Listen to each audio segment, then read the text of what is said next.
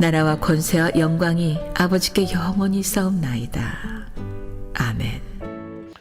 오늘도 변함없이 우리를 사랑하시는 하나님께서 우리 가운데 거하시기에 우리가 여전히 주의 전에 나와 예배 드릴 수 있음을 고백하며 감사함과 경건함으로 오직 하나님께만 영광 돌리기를 소망합니다. 오늘 본문은 예수님께서 너희는 이렇게 기도하라는 말씀을 하시면서 가르쳐 주신 주기도문의 마지막 부분입니다. 나라와 권세와 영광이 아버지께 영원히 있사옵나이다.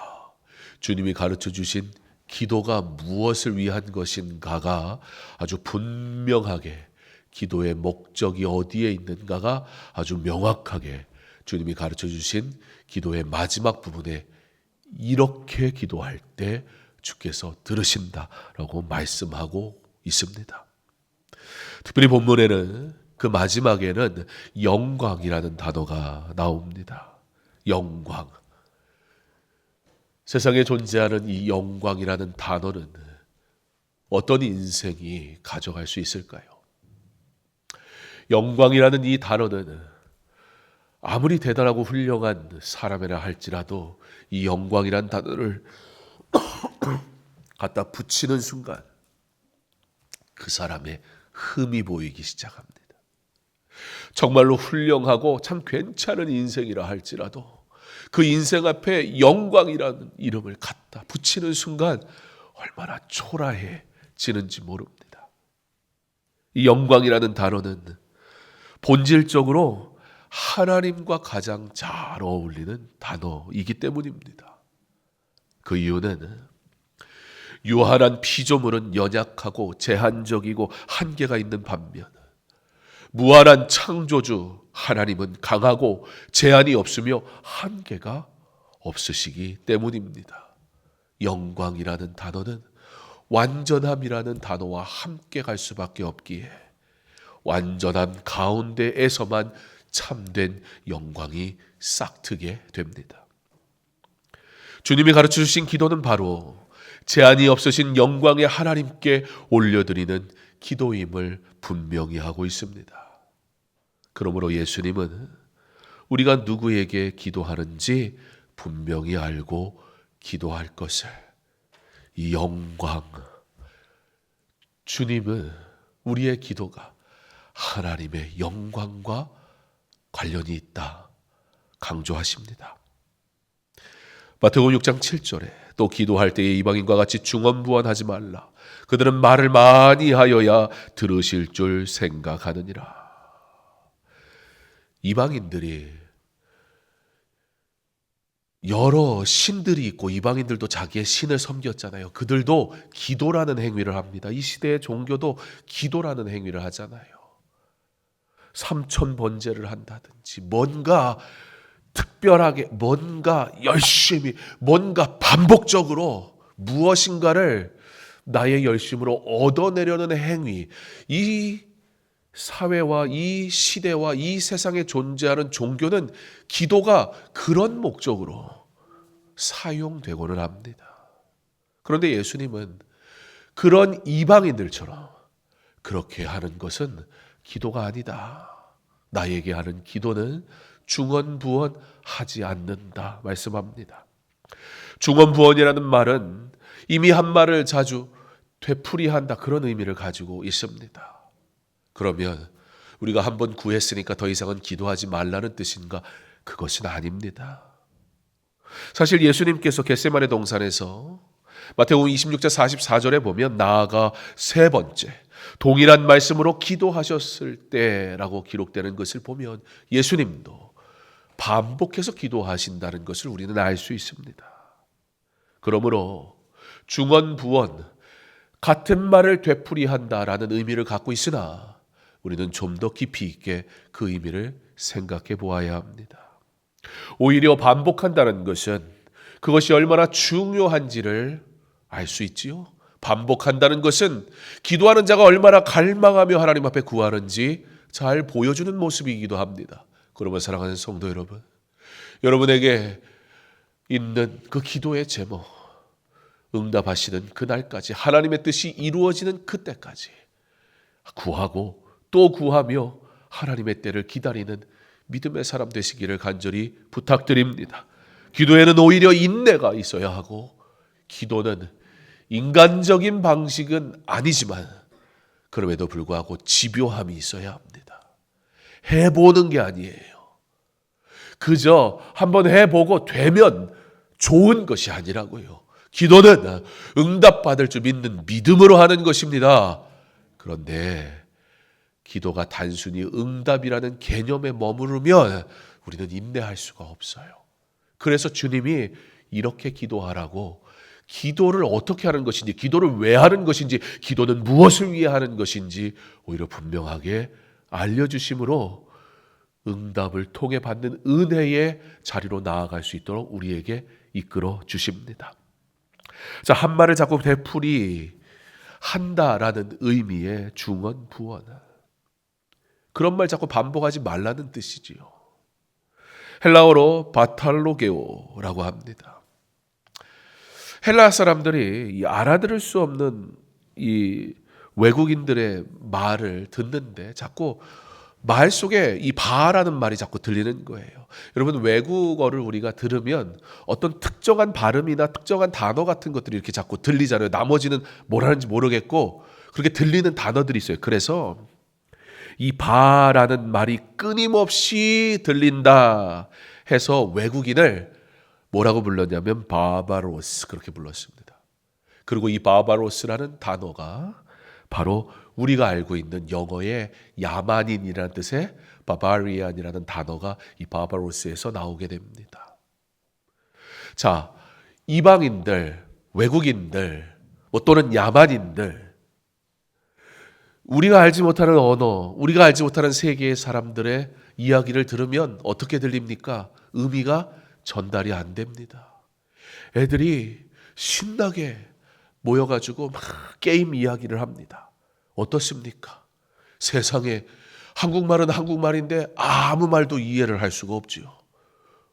그런 의미라는 거예요. 중언부언하지 말라는 건 소리는 들리나 아무 의미 없는, 그러니까 중언부언은 단순히 기도에만 국한되지 않습니다. 우리의 예배일 수도 있습니다.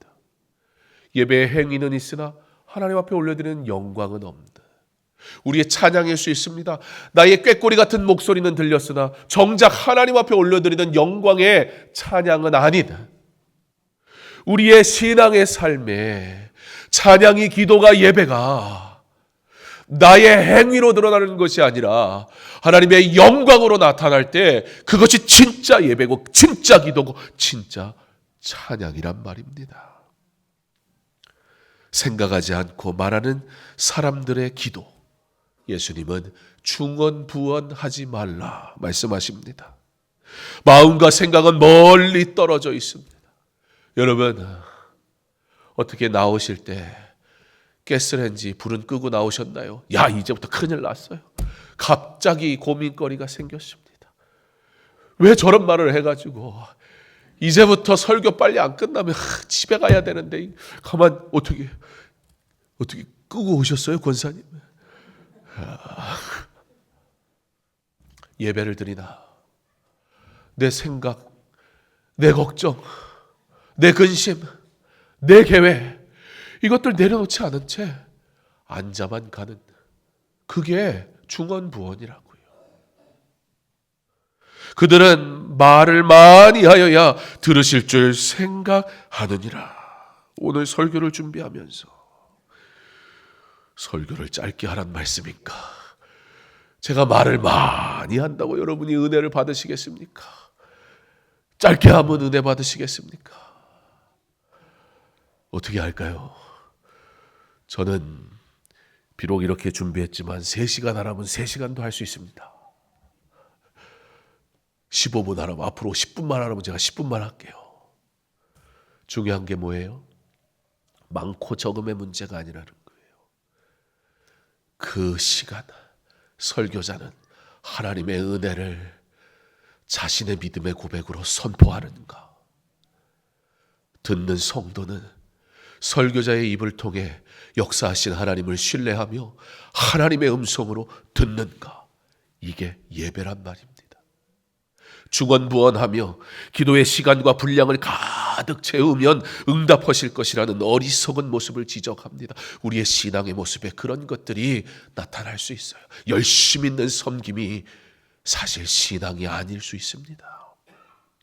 우리가 믿는 하나님은 나의 어떤 고행을 통해, 불교의 삼천본제와 같은 정성을 통해 감명받으시고, 야, 저렇게까지 하는데 내가 응답 안 할 수 있나? 그런 하나님이 아니십니다. 예수님께서는 오히려 8절에 그들을 본받지 말라 그러세요.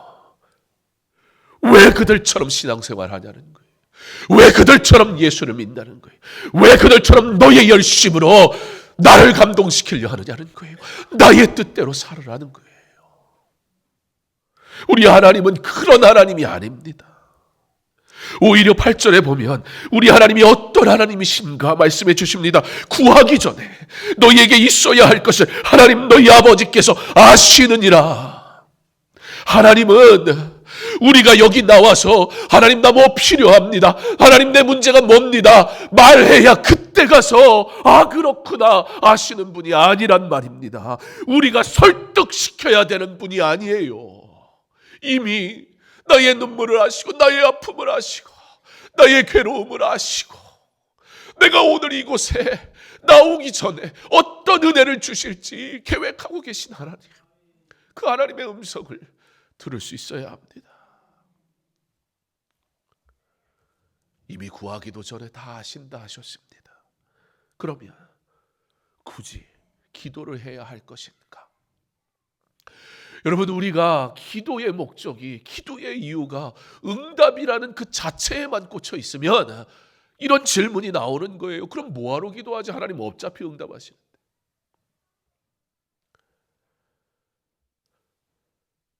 여러분, 기도는 무엇을 위함입니까? 응답받기 위함입니까? 맞습니다.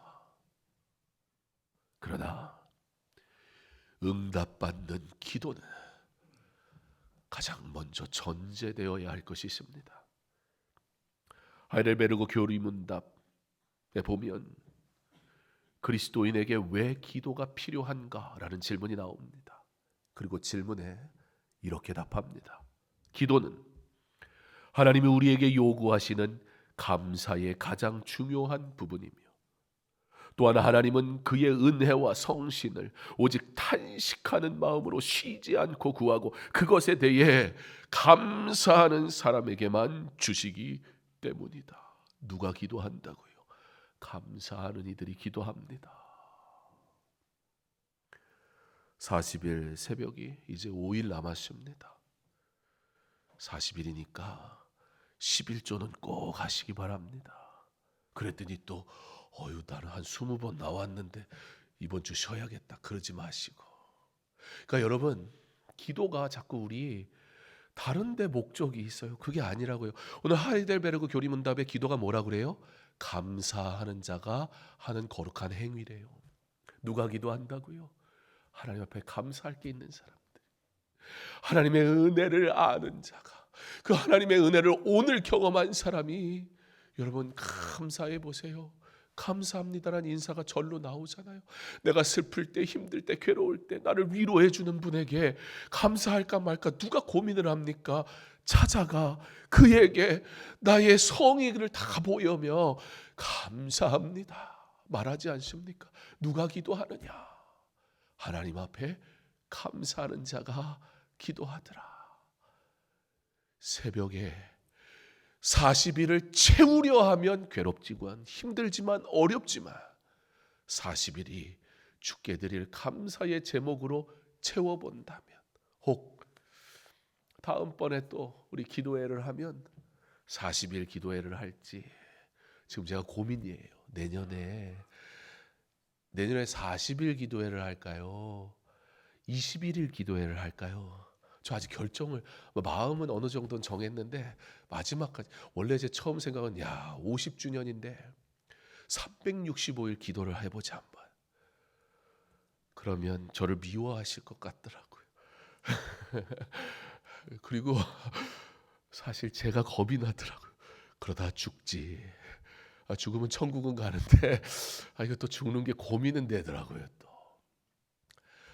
내년에는 50주년이라 상반기 하반기 할 수만 있다면 우리 모든 성도들 신방을 좀 해야겠다, 그런 마음을 또 갖다 보니까, 그럼 세일에 21일, 2일에가 7이잖아요. 7일을 세일에 상반기 하반기, 확실히 세일에면 할 수 있겠죠. 대답을 해주세요. 예, 대답하시면 세일에 하는 걸로 동의 있으면 예, 여러분 이게 세일이냐 40이냐 그게 중요한 게 아니고, 한번 만약에 우리가 세일을 한다고 그러면 21가지의 감사의 제목을 한번 정해보세요. 첫째 날 드릴 감사, 둘째 날 드실 감사. 우리가 새벽에도 물질을 드리고 하는 이유는 사실 다른 이유가 아니에요. 하나님 앞에 감사를 고백하는 것이 기도의 행위이기 때문에 그래요. 첫째 날의 감사, 둘째 날의 감사를 한번, 하나님이 주신 감사를 21가지를 쫙 나열해 보세요. 그날 빠질 수가 없어요. 그렇습니다. 우리의 예배는 감사가 없으면 드릴 수 없습니다. 주를 위한 섬김과 삶은 감사로부터 시작되는 겁니다. 우리의 기도도 그렇습니다. 하이델베르그 교리문답은 그래서 기도를 감사의 가장 중요한 부분이다. 감사하는 자는 기도하더라. 주님은 우리에게 기도할 때 하늘 아버지의 뜻이 이 땅에서도 이루어지게 해달라고 그래서 기도하라 하십니다. 하나님의 은혜가 이 땅 가운데 임할 때 이 땅을 살아가는 성도가 하나님의 은혜로 만족하고 기뻐하고 슬픔 중에도 주를 의지하며 살아가게 되니 하늘의 뜻이 땅에 이루어지는 것이 우리가 유일하게 살아갈 수 있는 이유가 됩니다. 그러므로 기도는 사실 우리가 하는 행위가 아닙니다. 기도 우리가 하지만 우리의 기도를 통해 하나님이 일하시는 것입니다. 40일을 꽉 채웠으니까 응답받는 게 아니라 우리를 통해 일하시는 하나님의 뜻이 40일의 기도를 통해 이루어지는 거예요. 그 여정을 가는 것뿐입니다. 그래서 우리는 하나님께서 우리에게 무엇을 원하시는지를 알아야 되는 거예요. 그래서 구하지 아니해도 들으신다 하여 기도하지 않을 이유가 생기는 것이 아니라, 그러므로 기도를 통해 하나님께 감사하는 삶을 살게 하시니 오히려 하나님의 이루실 일들을 기대하게 된단 말입니다. 그러므로 기도해야 합니다. 지혜를 주옵소서. 왜요? 그래야 하나님의 뜻을 구하잖아요.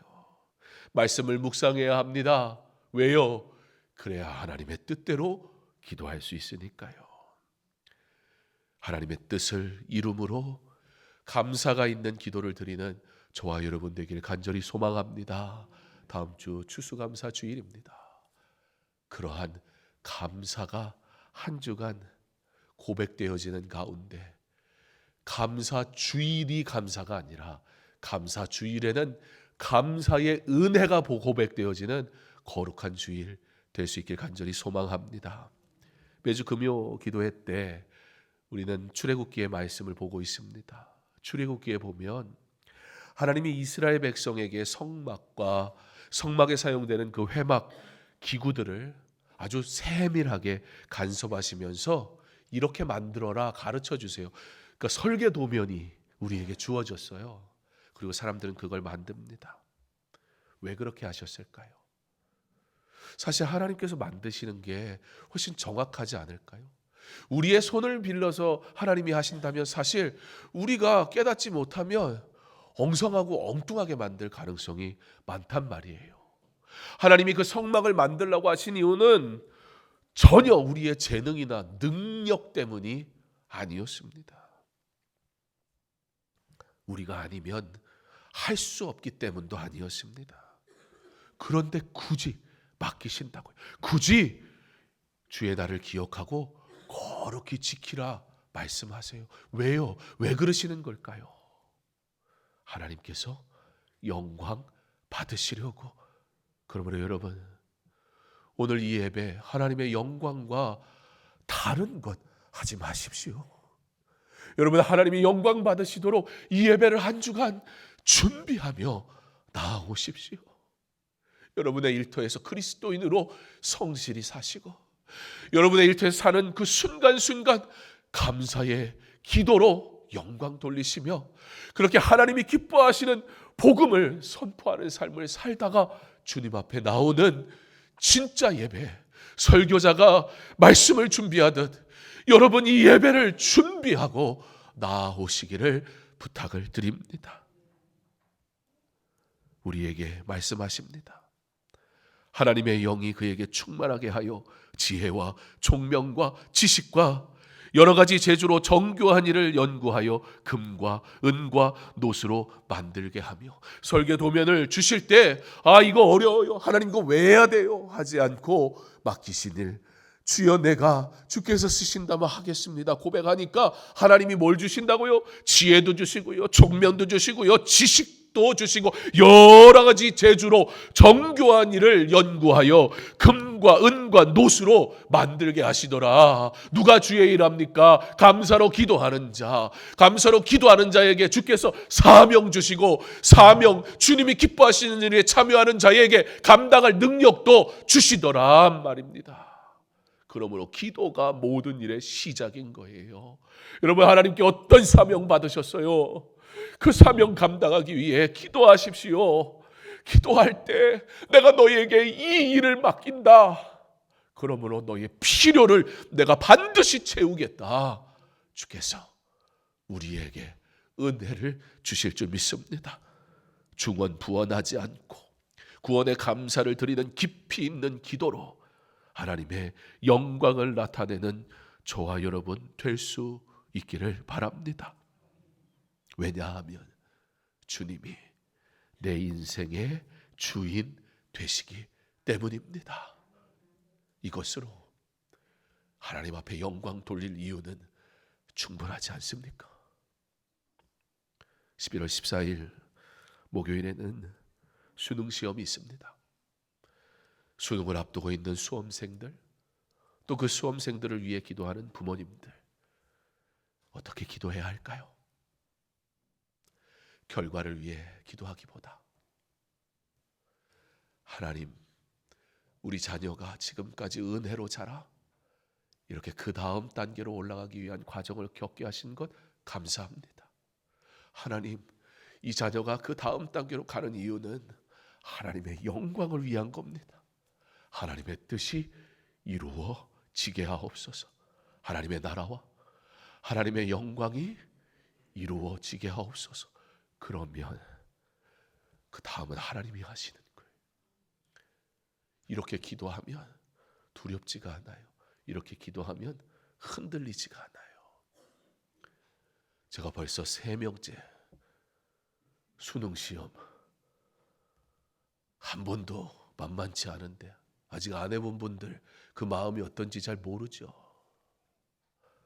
근데 아직 2이나 더 남았어요.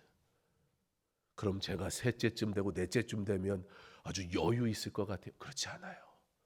우리는 연약해서 모든 순간 넘어집니다. 그래서